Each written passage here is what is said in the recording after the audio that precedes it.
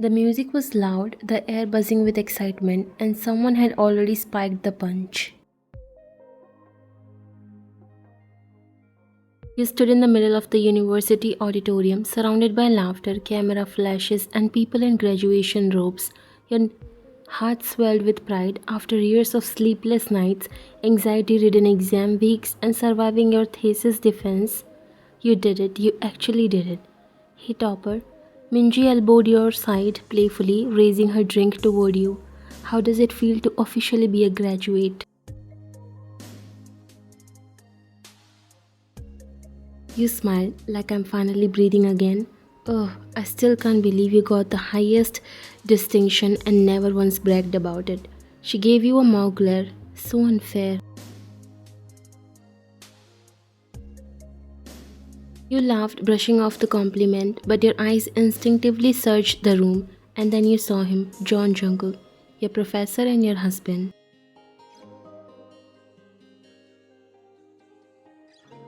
He stood near the back wall, dressed in a charcoal black suit instead of a gown, hands in pockets, hair neatly parted, lips curled into the faintest smile as he watched you from a distance. It was subtle, so subtle that no one else noticed, but you did. Your heart skipped. He shouldn't have even be here. Professors weren't invited to the after party, but Jungkook, as usual, broke rules for you in ways no one ever noticed. Your heart jumped. Wait. Minji narrowed her eyes. Isn't that Professor John? You didn't respond right away.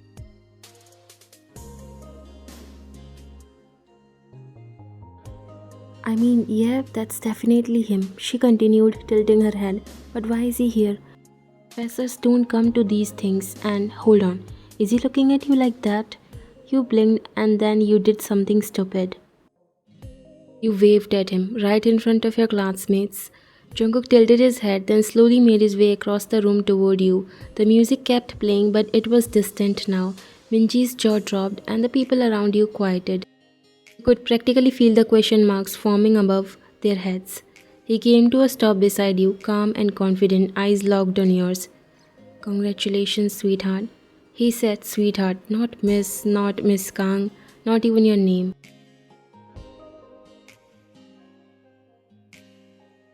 Your mouth went dry. You glanced around, a few gasps. Someone whispered, no freaking way. Jungkook didn't seem to care. He leaned in gently, pressing a kiss to your temple like no one was watching.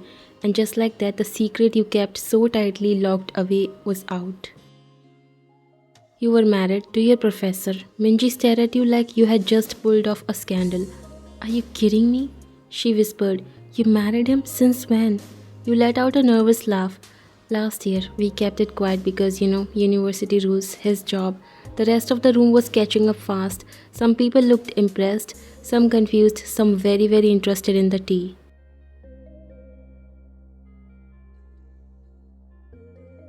Later that evening, the energy was completely different. The noise and chaos of the university party were replaced by soft music, polite laughter, and clinking of glasses. Your in laws had hosted a small gathering at home, just family, Jungkook's parents, his older cousin, and her husband, and a few aunts and uncles you didn't know well but had seen at the wedding.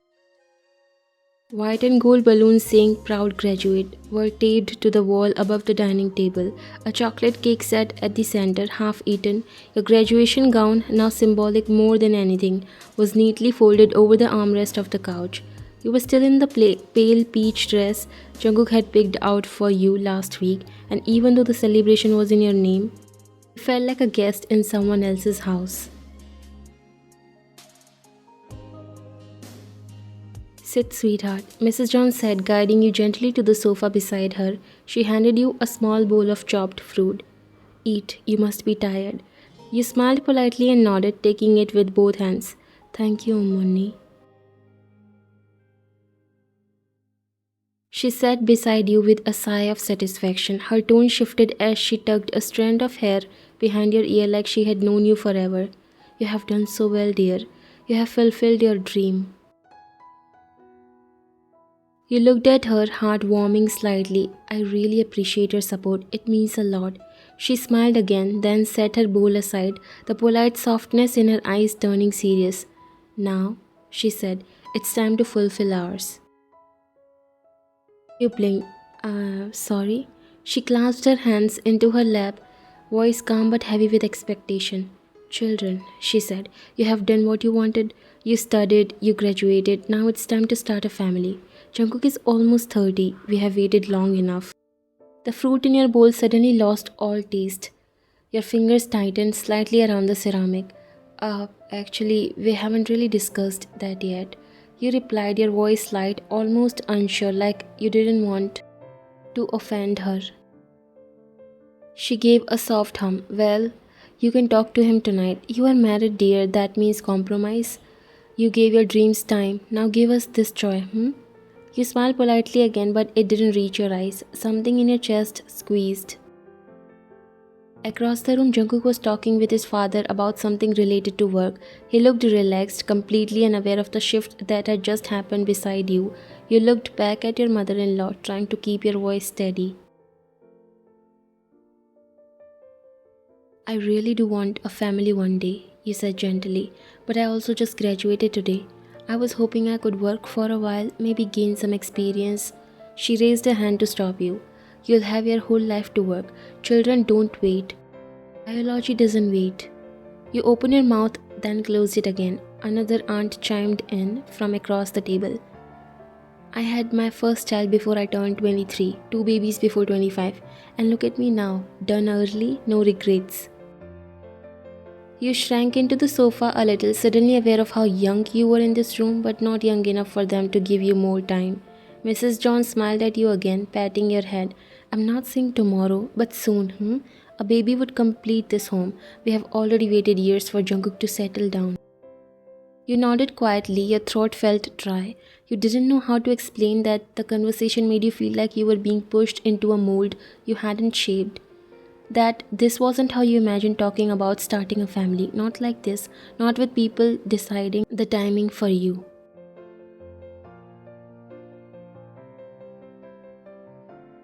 It wasn't that you didn't want it, you just didn't want it yet.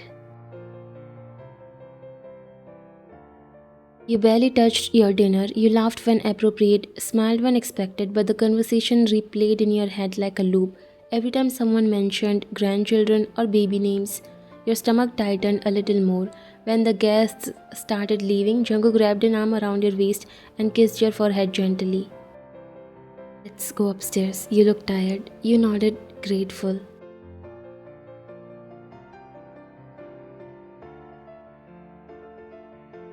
Once the door to your room clicked shut, it felt like the world finally paused. You sank onto the edge of the bed, the soft fabric of your dress rustling around your thighs as you kicked off your heels with a tired sigh. The quiet hum of the beside lamp filled the silence, casting a golden glow across the room.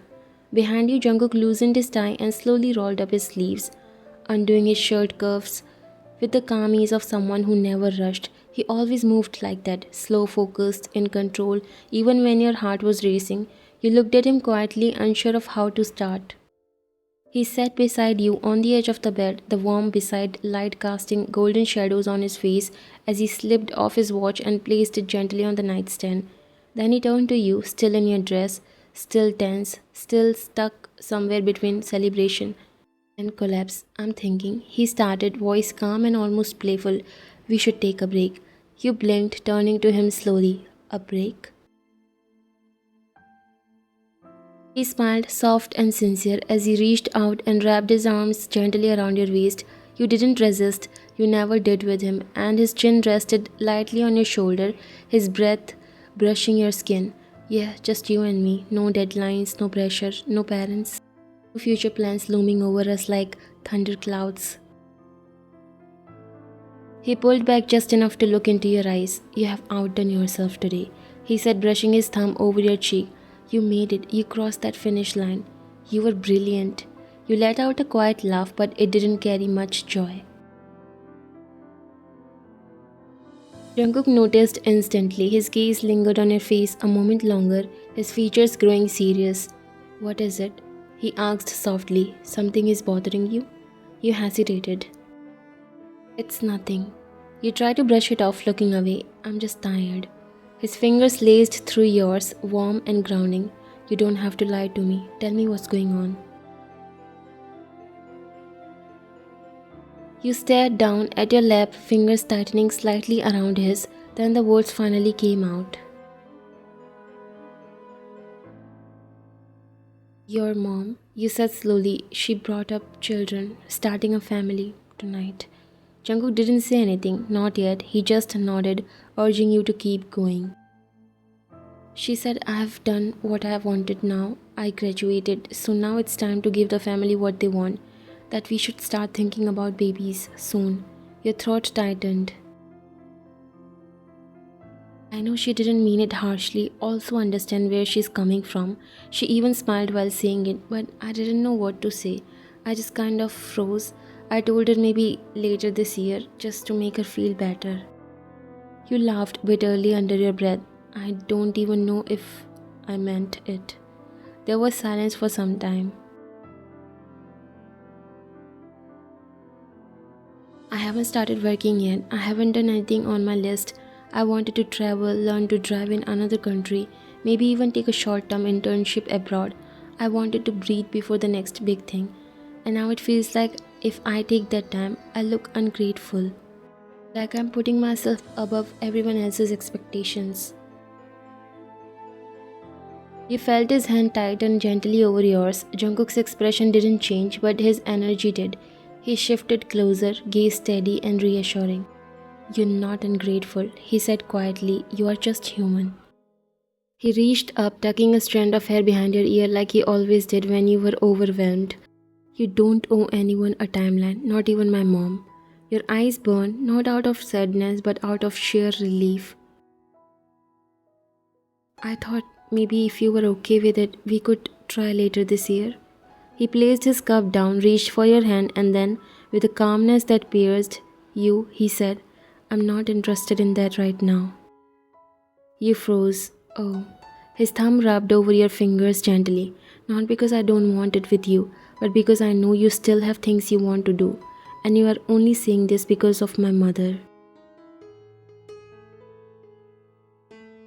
Your heart thudded painfully. Don't rush into something so huge just to please others. We'll have a beautiful family one day, Angel. He whispered, brushing your knuckles with his lips. But not now. You deserve time. Your dreams deserve time.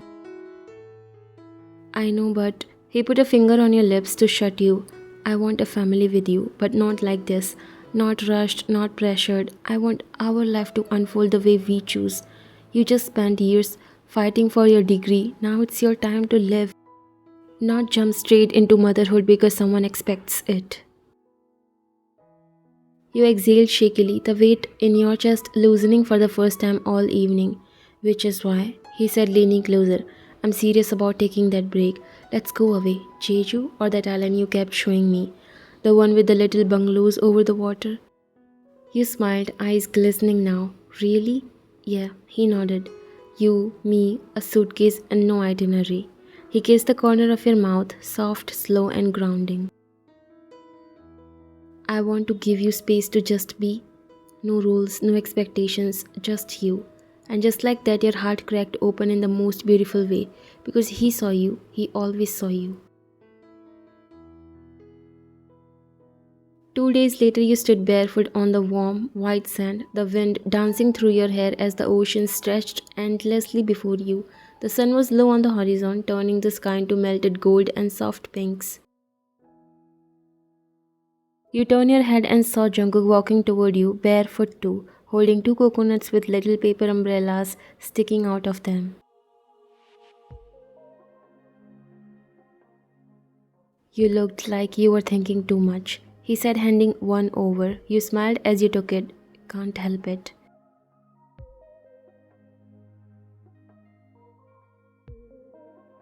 I brought coconut and distraction. He grinned. Pick your remedy. You laughed and he leaned down to kiss the side of your head. For the past 2 days, the island had been everything you needed. Quiet, slow, private, no loud voices, no expectations, no deadlines, just you and him. Naps under palm trees, slow kisses over breakfast, reading books beside each other without needing to talk. The version of life that healed your nervous system just by existing in it. But peace had a time limit. Because that morning your phone lit up with a message from his mom. Hope you two are having fun. Just don't forget the purpose of marriage. You didn't show it to Jungkook, but your silence gave you away. Now, as you stare at the waves, drink untouched in your hand, Jungkook finally said it. She messaged you, didn't she? You sighed. She did. I didn't want to ruin this. I wasn't going to bring it up. Jungkook gently took the drink from your hand, placed both coconuts on the sand, then turned to you fully, brushing your hair from your face. You're not ruining anything. She is, and I'm going to deal with it. You frowned slightly. Jungkook. He held your face in both hands. No, enough. You have spent your whole life trying not to disappoint people. I have seen it in your eyes. The way you carry guilt for just wanting to live. He kissed your forehead. You don't owe anyone an explanation for taking your time, and you'll never have to defend your choices in this marriage. Not with me beside you. You didn't say anything. But your eyes closed because no one had ever protected your peace the way he does, and that's why you love him more than anything. That night back at the bungalow, Jungkook made a phone call. He put it on speaker.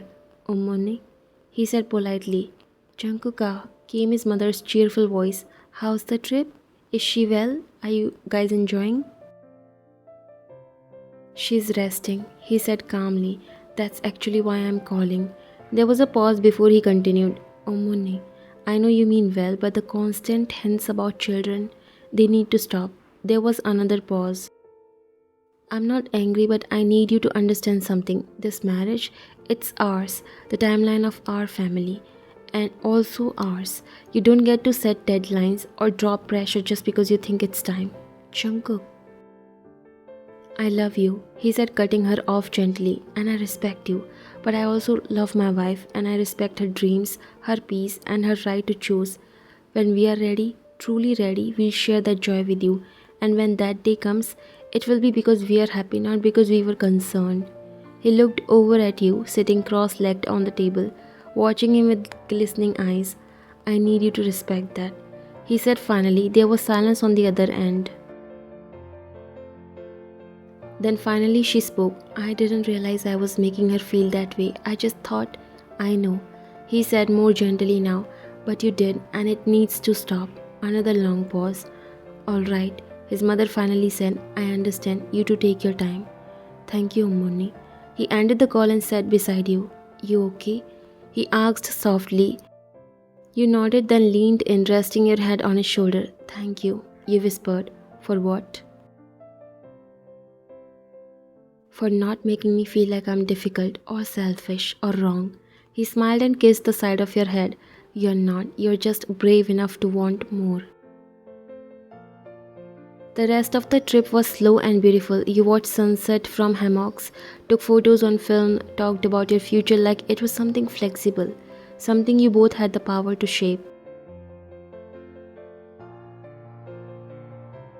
And in one of those soft in-between moments, with the sky violet and the waves gentle, Jungkook held your hand and said, when we have a kid one day, I want them to grow up knowing they were born out of choice, not pressure, not obligation, just love. And that was how you knew, even if the world kept rushing you, he never would.